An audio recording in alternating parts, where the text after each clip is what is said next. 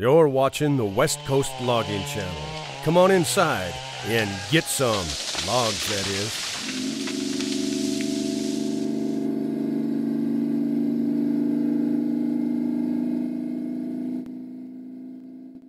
If you want a real experience and care to test your luck, just go out and buy yourself a used log truck.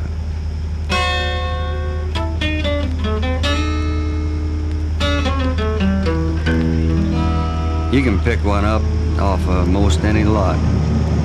Nothing down, mortgage everything you got. Then you get your permits and your PUCs, and you feel like a king, about as tall as the trees. The world's a ripe cherry ready for you to pluck, because at last you've got your own used log truck. Well, things start happening that you didn't count on. She comes all unglued and your money is gone. So what you do then is go into town and establish credit in a few places around. You're a businessman now, and with any kind of luck, you can pay them off quick with your used log truck. Then you and the head loader go a couple rounds, and he gives you 3,000 feet that weighs 80,000 pounds. Now the scalers are cranked, deaf and dumb, got bad eyesight, an extra long thumb. The weigh station's open, just your rotten luck. There goes the next payment on your used log truck. Then you start blowing tires faster than you can count them, so you charge a new set, and when you have the man mount them, you feel kind of bad about the bill you just made, because your fuel bill there is only half paid. But you smile and assure him he won't get stuck, because you can get rolling now with your used log truck. When you do get the haul, you work on it all night. Pretty soon, you and your wife have a fight. She don't understand, it's just gotta be. She says you love that truck more than the kids and me.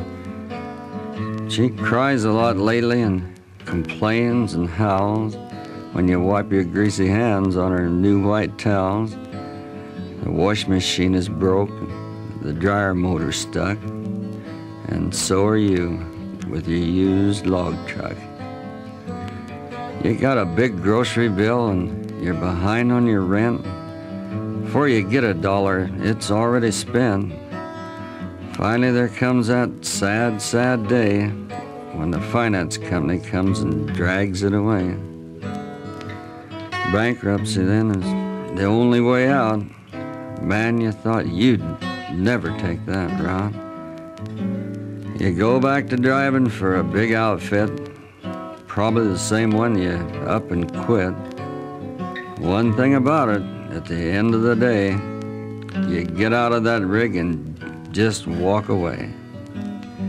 You go home to Mama, she's happy again, because at last you got a steady check coming in. But you think about your truck and your mouth gets dry and a little bit of moisture forms in your eye, and a lump comes up in your throat and gets stuck from all the memories of your used log truck.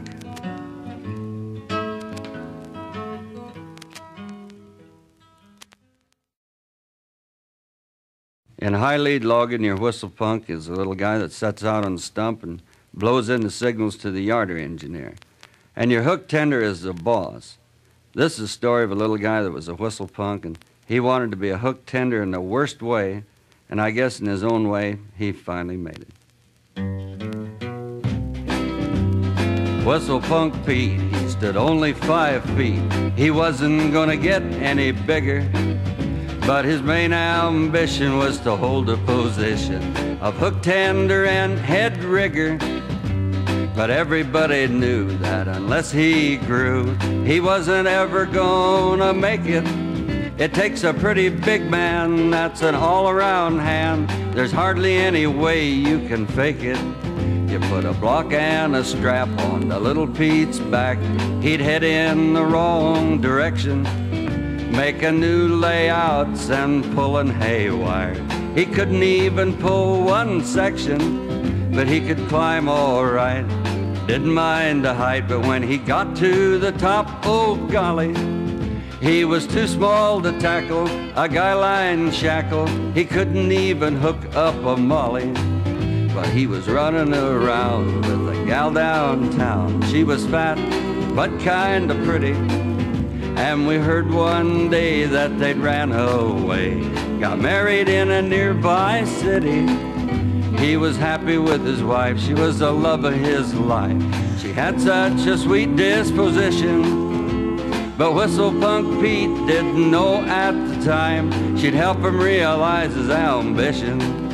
'Cause his little wife Myrtle wore a full-length girdle and had 23 hooks and eyes. Took a full half hour to hook her up every morning, much to little Pete's surprise. Well, he was hooking and thinking, his eyes began to blinking. He jumped up and let out a squall. He said, "Myrtle, holy cow, if the crew could see me now, I'm a hook tender after all."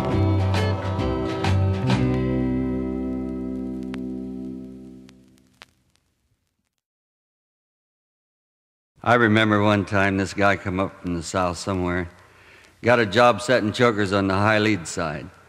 And after a while, he come in one night and had everything thrown over his shoulder, and this is just about what he had to say.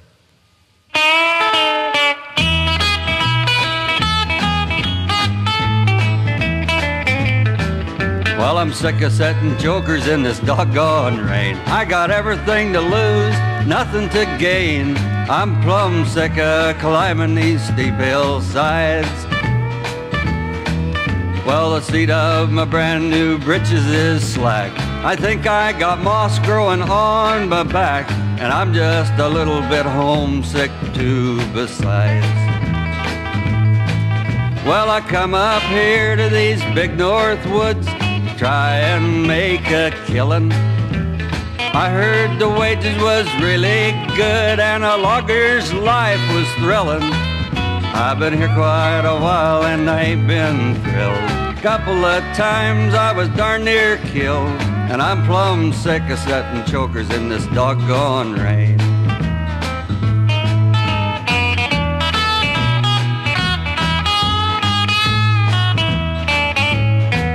I got a pair of cork boots and a tin hat to sell. That big hook tender can go straight to town and try to get somebody else to take my place. I'm Stay safe, boys. Get low, scout. Monday morning I won't be around. I guess to high lead logging I'm a plumb disgrace. Well, I come up here to these big north woods to try and make a killing. I heard the wages was really good and a logger's life was thrilling. I've been here quite a while and I ain't been thrilled.